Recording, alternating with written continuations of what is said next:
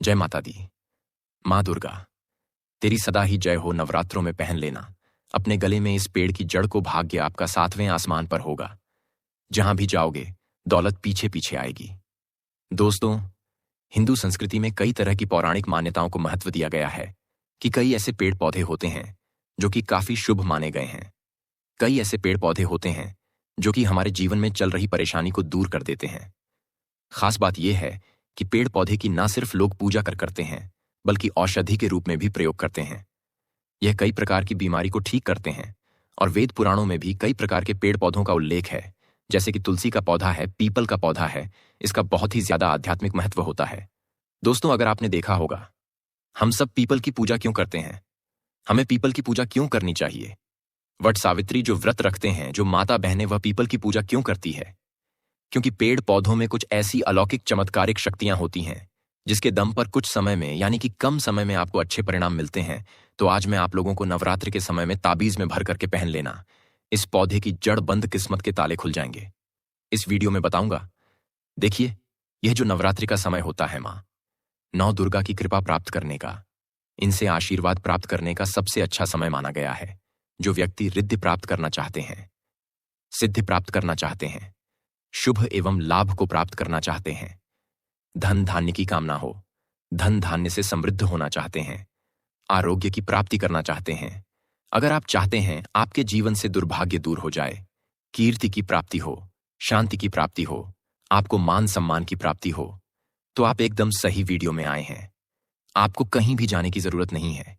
आज मैं आप लोगों को नवरात्रि के समय में धारण की जाने वाली 5 जड़ के बारे में बताऊंगा।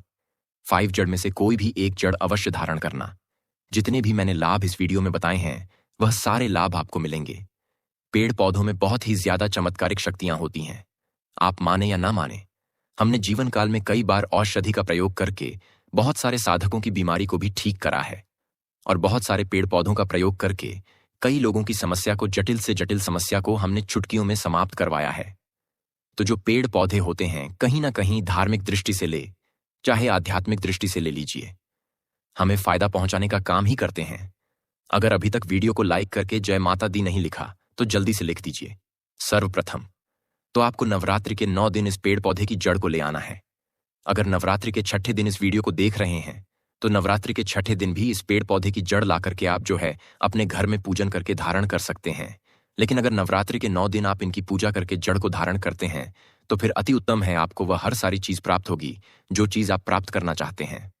दोस्तों, महंगे रत्न पहनने की बजाय अगर आप जो है इन पेड़ पौधों की जड़ को धारण करते हैं, तो उससे अच्छा आपको परिणाम मिलेगा, रिजल्ट मिलेगा।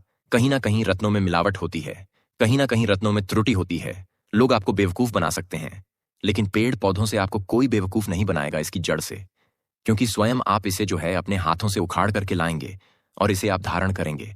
तो मैं आप लोगों को नवरात्रि के समय में लाए जाने वाले पेड़ पौधों की जड़ के बारे में बता रहा हूं, जिसे आप जो है ला करके धारण कर सकते हैं।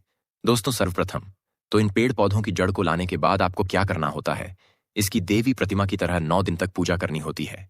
जैसे माता नव दुर्गा की पूजा करते हैं, ठीक उसी प्रकार इन पेड़ पौधों की जड़ को ला करके 9 दिन तक आपको पूजा करनी होती है। और 10वें दिन जो विजयदशमी होती है, उस दिन चांदी के ताबीज में भर करके पहनना होता है। अगर आपका सामर्थ्य नहीं है कि चांदी का ताबीज जो है आप ले सके, तो आप जो है बिना चांदी के ताबीज के भी पहन सकते हैं। जो तांबे के ताबीज आते हैं, उसमें आप जो है धारण करके जो है डाल करके धारण कर सकते हैं। तो आइए इस वीडियो में जानते हैं कि कौन सी चीज को हमें नवरात्रि के समय में, कौन सी जड़ को ला करके धारण करना चाहिए, पहनना चाहिए। 5 जड़ के बारे में बता रहा हूं। जानकारी बताने से पहले, वीडियो में आगे बढ़ने से पहले आप सभी दर्शकों से गुजारिश करना चाहूंगा, वीडियो में बताई गई जानकारी पसंद आएगी तो वीडियो को लाइक करें, और हाँ दोस्तों, कमेंट बॉक्स में अपनी राशि भी डाल दीजिएगा। अगर हमारे पास कोई उपाय होगा तो वह आकर हम आपके कमेंट में रिप्लाई करके बता देंगे। दोस्तों, आइए जानते हैं। सर्वप्रथम तो आपको चमेली की जड़ लानी चाहिए। चमेली की जड़ के बेनिफिट बताना चाहूंगा, फायदे बताना चाहूंगा। चमेली की जड़ में दैवीय शक्तियां समाहित रहती हैं। आपने देखा होगा, चमेली का जो तेल है हनुमान जी महाराज को प्रिय होता है। इसमें हनुमान जी महाराज की दैवीय शक्तियां रहती हैं। जो लोग माता लक्ष्मी की कृपा प्राप्त करना चाहते हैं, लक्ष्मी सिद्धि प्राप्त करना चाहते हैं, जो लोग सिद्धि प्राप्त करना चाहते हैं, मंत्रों को सिद्ध करना चाहते हैं, जो व्यक्ति आरोग्य रहना चाहते हैं, ऐसे व्यक्ति चमेली की जो जड़ होती है, इसे अवश्य लाना चाहिए। चमेली की जो जड़ है, इसे नवरात्रि के पहले ले आना या फिर नवरात्रि के टाइम में भी ला सकते हैं और इसकी 9 दिन आपको पूजा करनी है। 9 दिन नहीं कर पाते हैं तो कम से कम 1 दिन पूजा कर सकते हैं। इसकी पूजा करने के बाद इसे चांदी के ताबीज में धारण करना होता है। आपको दशहरे के दिन इसे चांदी के ताबीज में धारण करना होता है, तो इससे दैवीय शक्ति की प्राप्ति होती है, अलौकिक शक्ति की प्राप्ति होती है, हनुमान जी महाराज की कृपा बरसती है, आप हमेशा निरोग रहते हैं। दूसरे क्रम में आता है लट जीरा नाम का पौधा। हमारी वीडियो में देख लीजिए। इस प्रकार का होता है लट जीरा पौधा। कई जगह इसे चिड़चिड़ा के नाम से जानते हैं। कई लोग इसे अपामार्ग बोलते हैं। अब इसे अपामार्ग क्यों बोलते हैं? क्योंकि इसके जो बीज होते हैं उल्टी तरफ होते हैं, यह सीधे नहीं रहते। आप में से अधिकतर जितने भी लोग हैं बीज देखे होंगे फल के वह सीधे तरफ होते हैं, लेकिन यह उलटे होते हैं, इसलिए इसे अपामार्ग कहते हैं। अर्थात यह दुनिया से उल्टा चलता है। अपामार्ग का संत महात्मा लोग सबसे ज्यादा प्रयोग करते हैं। दोस्तों, अपामार्ग जो होता है इसके बीज की खीर बना करके खाने से 30 दिनों तक बिल्कुल ही पेशाब पानी, यहां तक कि जो शौच क्रिया होती है वह बंद हो जाती है।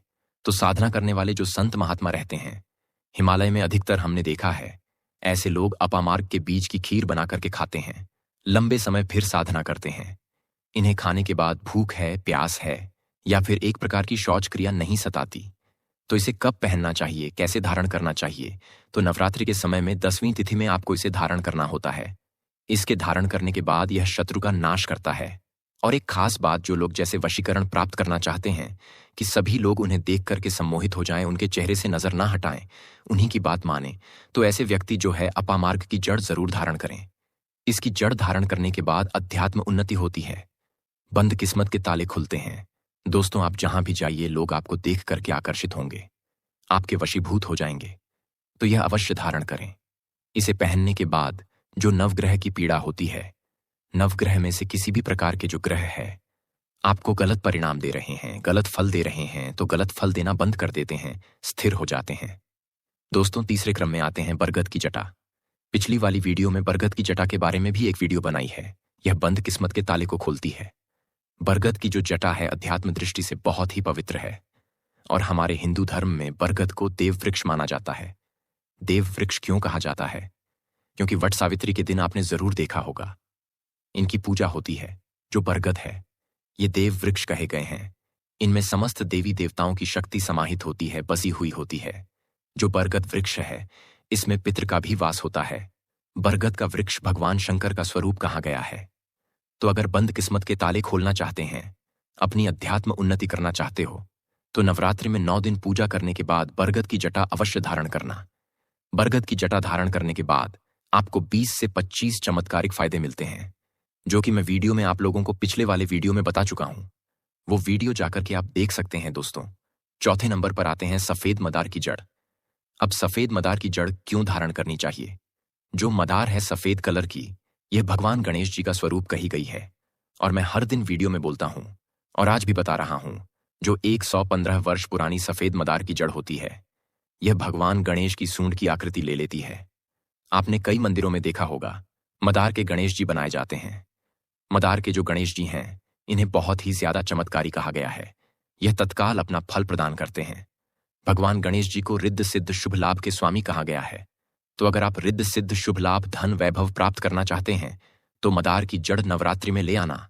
इसकी 2 से 5 दिन 9 दिन तक पूजा कर देना। इसके बाद 10वीं तिथि को धारण कर सकते हैं, पहन सकते हैं। इसमें आपको बहुत ही ज्यादा लाभ मिलेगा।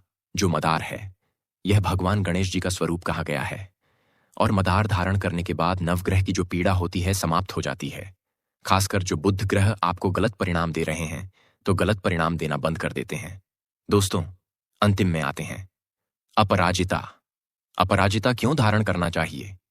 जो अपराजिता है इसके पुष्प माता लक्ष्मी को अत्यंत प्रिय है। अपराजिता के पुष्प माता लक्ष्मी को बहुत ही ज्यादा प्रिय है और अधिकतर लक्ष्मी पूजा में अगर आप माता लक्ष्मी को प्रसन्न करना चाहते हैं, चाहकर भी माता लक्ष्मी आपके द्वार पर नहीं आ रही है, परेशान हो चुके हैं, जिसके कारण आपकी जो दैनिक स्थिति है खराब हो चुकी है, तो अपराजिता नाम का जो पौधा है इसकी जड़ धारण करें। इसे चांदी के ताबीज में धारण करने के बाद फिर लक्ष्मी की कृपा प्राप्त होनी शुरू हो जाती है। बंद किस्मत के ताले खुल जाते हैं। नौकरी चाहिए, नौकरी की प्राप्ति हो जाएगी। यानी कि बंद किस्मत के ताले को खोलने का काम करता है। आपकी अध्यात्म उन्नति करते हैं। मानो या ना मानो, धर्म अपनी जगह है। जड़ी बूटी की शक्तियां अपनी जगह, आप माने या ना माने, वह अपनी जगह है जो लोग मानते हैं।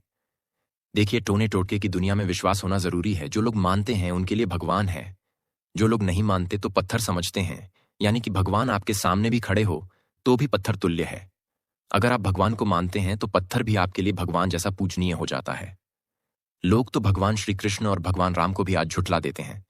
सब एक देव मनुष्य बोलते हैं। तो आस्था के ऊपर यह सब, जितने भी मैं आप लोगों को तांत्रिक वस्तु बताया हूं, पेड़ पौधों की जानकारी बताया हूं, यह आस्था के ऊपर निर्भर करता है। आस्था है तभी यह आपको अच्छे परिणाम देंगे। आस्था नहीं है तो यह आपको कुछ भी परिणाम नहीं देंगे। तो अपने भाग्य परिवर्तन करने के लिए, अपनी किस्मत में परिवर्तन होते हुए देखने के लिए, अपनी आध्यात्म उन्नति करने के लिए यह जड़ अवश्य धारण करें। सदा आपको सुरक्षा यह प्रदान करेगी। यह जड़ मित्र की भांति मदद करती है, आपका हमेशा साथ देती है। तो यह थी छोटी सी जानकारी। दोस्तों, अगर आप माता रानी को अपने घर पर बुलाना चाहते हैं तो कमेंट बॉक्स में लिखें, माता रानी आपका स्वागत है हमारे घर में। धन्यवाद दोस्तों। जय माता दी।